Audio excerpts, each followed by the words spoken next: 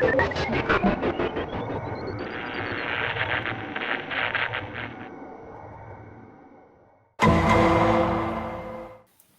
right, we are live. What is up, everybody? This is Danny with Terrapin 4009 for the culture, and this show is called The Luna Laws. And my goal is to bring you some information in regard to governance going on in Terra. And today I have a guest. If you want to introduce yourself. I guess you can pronounce my name Tawi. Teo is fine too. It doesn't bother me, whichever way you want to pronounce it. But I'm bringing you the Bitcoin reserve pool proposal that's being talked about on the Agora forums for Terra Money.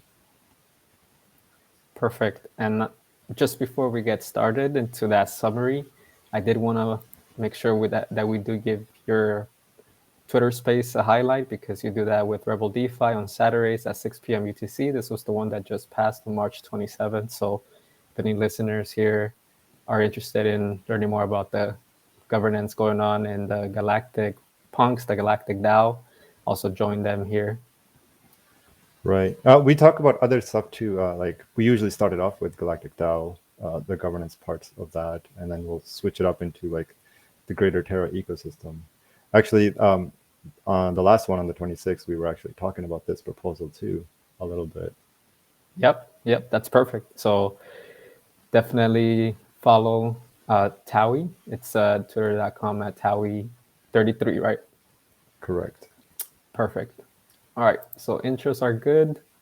Now let's move on. So we just want to provide a quick summary into the Bitcoin Reserve Pool. And the main purpose is just to put this on your radar. And in case you want to dive deeper, there's so much to go over here, and it's a really good proposal. It has a lot of the mechanisms, and they get into detail and everything. So we won't cover all of that today just because it's too much. But we'll keep it around 5 to 10 minutes here. And that way you guys have an introduction at the very least. So with that, Tawi, would you be able to give us a brief introduction, and then we can dive just a bit deeper into it. I'll ask some questions, and then we can see at the feedback that some of the lunatics have been providing here as well. Sure thing. If you want to just pull up that picture that you got right there on the screen and under the reserve model This one? section. Yeah, that's it. So it's 90% the same as the Seniorage setup that we have with Luna and UST, for example. So like with $1 of Luna can be traded for 1 UST, and then vice versa. And then whichever one is trading on the open market for cheaper, you can pull an arbitrage and take us back to the peg. So this is 90% the same swap Luna for Bitcoin, but the difference here is that bottom left corner where you supply 1 UST and you get 98 cents worth of Bitcoin, not a whole dollar worth of Bitcoin, right? Now, this is like the whole key mechanism that sets it apart from normal Seniorage, and this is kind of how determines it to be the collateral for the peg, not necessarily the collateral for the Seniorage that happens on a day-to-day basis, right? So on the normal side, if you want to deposit Bitcoin and get yourself UST, you can do that one for one, right? So 1 UST, you deposit $1 worth of Bitcoin and you'll get it, no problem. But it's designed to be activated during a depeg scenario. So let's say in this example, in this case, we're setting it up for 2 cents to declare this being like the point of crisis, I guess, if you want to term it that way. I'm not really sure the exact wording here, but so at 98 cents, so if 1 UST is being traded at 98 cents worth against all the other stable coins, right?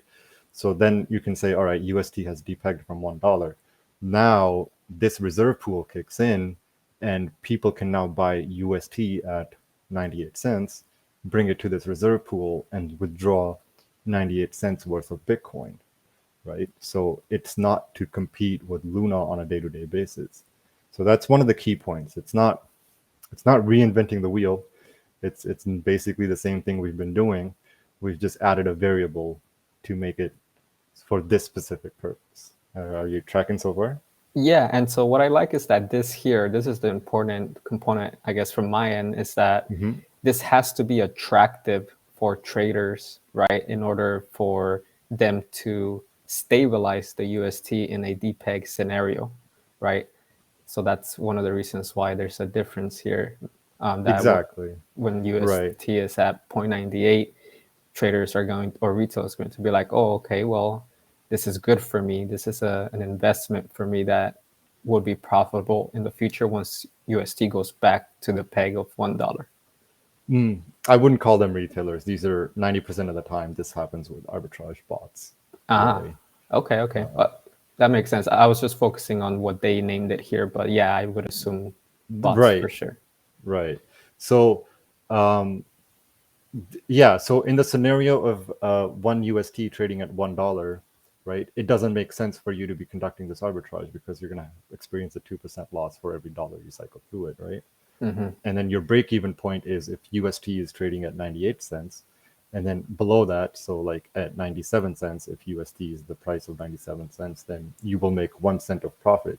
So you withdraw 98 cents worth of Bitcoin, sell it immediately, and boom, you have a 1% profit on your arbitrage trade, right? So usually this is done very quickly, and this is why I'm saying like 90% of the time it's often just a bot that does it all. And so that's kind of like the core of this whole proposal, is that it's there so that the Bitcoin reserve kicks in only in the extreme situations, not necessarily on a day-to-day basis, right? Yeah. That makes So, sense. right now, if we go further into the proposal, you'll the one of the risks that opens up is that it's going to have to be a Oracle price, right? Because Bitcoin is not a native asset to Terra, Mm-hmm. our blockchain. So the intent is, the way I understand it, is that we have wrapped wrapped Bitcoin, right, to come through the wormhole bridges that would be set up, and then that would allow us to have the virtual AMM set up on top of Terra, just as we have like the normal one, and that way it that way it's right there in house, the whole contract setup.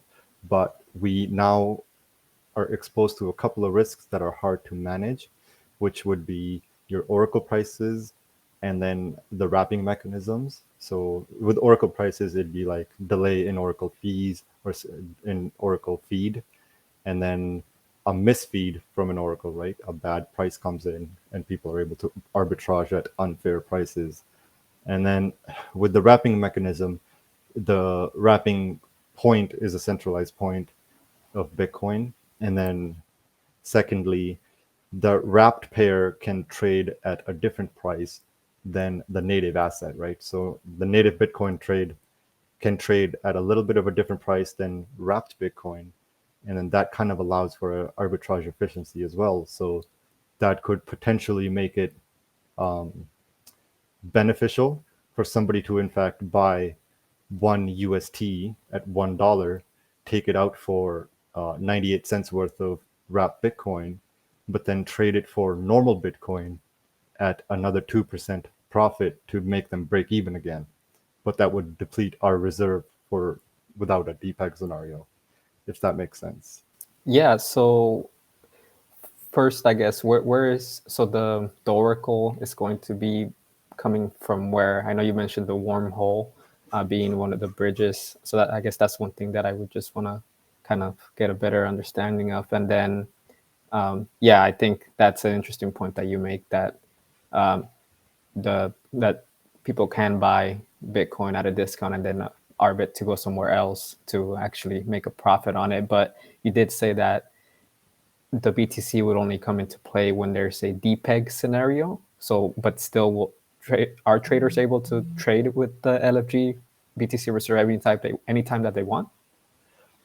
Right, yeah. So like if you want to buy Bitcoin for a 2% loss, why not? Yeah, you can trade in your UST and then get 2% less, a dollar value of your Bitcoin. Sure, that's open anytime from the way I understand it. There's nothing stopping you from doing it. It's just you're going to experience a 2% loss. That's all it is. So and then in terms of oracle prices, it's intended to be multiple oracle prices. So we're not relying on one oracle and or one source of price. So there Got is it. that. And so this kind of brings us to the part where it kind of becomes a little too complicated for my small brain. But to the best of my knowledge, the way I understand it is that it's it's set up in a way that we will have specific caps for how much you can draw on this reserve pool, say in a given hour or say in a given day. And that is basically there so that if a bad actor does have an opportunity to come and take Bitcoin out, even though they're buying UST at normal prices, but it's profitable for them to take Bitcoin out, then there's these caps kind of set in place so that the bad actor, let's say, can make a profit, of course, but it won't be a lot. It won't be like a big chunk of the reserve that just goes kaput because there was a misfeed in an oracle price, let's say, right? So there are going to be limits set, but I can't tell you more than that because that's kind of like the extent of my understanding on this. Yeah, that's totally understandable, and the parameters are right here, right? So if anybody wants to dive deeper into what they are, recovery period per minute, minimum spread, and all that. So the information is on this proposal, which is really good, and that's some of the feedback that I've seen from the comment section as well. That this was written very well, and so I think it just shows that this has been something that has been discussed a lot and planned out very carefully to make sure that it actually does what it's meant to do, which is help during market volatility, right? And I think the term that they used to be in specific over here at the top was liquidity to support UST during downward peg deviations, right? Right. Yeah. So the way it's set up currently, the parameters for drawing from the pool and then returning to the pool, right, is that the withdrawal of BTC can be done at a much higher rate because that's what we needed to do, right? It's the flash liquidity that you need to stabilize UST right away. But then the building up of the reserve is kind of set up to happen gradually over time back up to its normal levels. And so it's just these are like parameters that I don't fully wrap my head around yet, but that's kind of how I'm understanding them, that's how they're set up. Got it. All right. So any last thoughts, anything that you want to point out before we end this? No, but I do want to agree with you that it is a very well thought out and a very well articulated proposal for sure.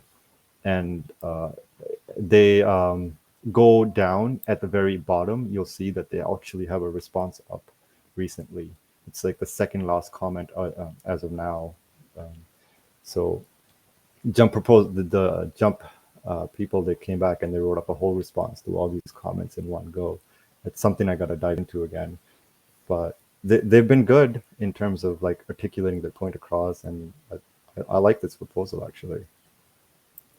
Yeah, I think this is something that we had all been waiting for, which was what are we going to do with the BTC reserve? How is it going to be implemented? And I do feel like there's a lot of engagement in here, which is great. Right, for sure. So cool. Well, thank you for that summary. And we're going to be, oh, here it is, the Jump Trading, the follow-up post community feedback. So yeah, so just more information. Wow, yeah, they definitely spent a lot of time doing this, which is great to see, just them being able to have a response for all of the feedback that they're getting from the big brains in Terra, and making sure that everything is being discussed, right? That's important for Terra, the blockchain, Luna, the community. I think we're all excited about this because ultimately we want UST to be reliable so that Right. as it continues to expand into other blockchains and into real world, we can be confident that UST is something that people can trust to use and rely on. Yeah, for sure, for sure. I totally agree with you, man. It's this is definitely like a big step forward for UST. All right, cool. So with that being said, I think we're good for today. Again, we don't want this to be too long. We just want it to be a quick intro into some of the important proposals that are going on in Terra. And now we have Tawi here that's going to be helping us out, which I'm super excited about because we definitely need more people involved in governance and providing content. So thank you for coming and joining me here today. No, thanks for having me. All right. So thank you guys for watching another episode of the Luna Laws and for your support of Terra Money TV. And we'll catch you guys on the next one. Take care.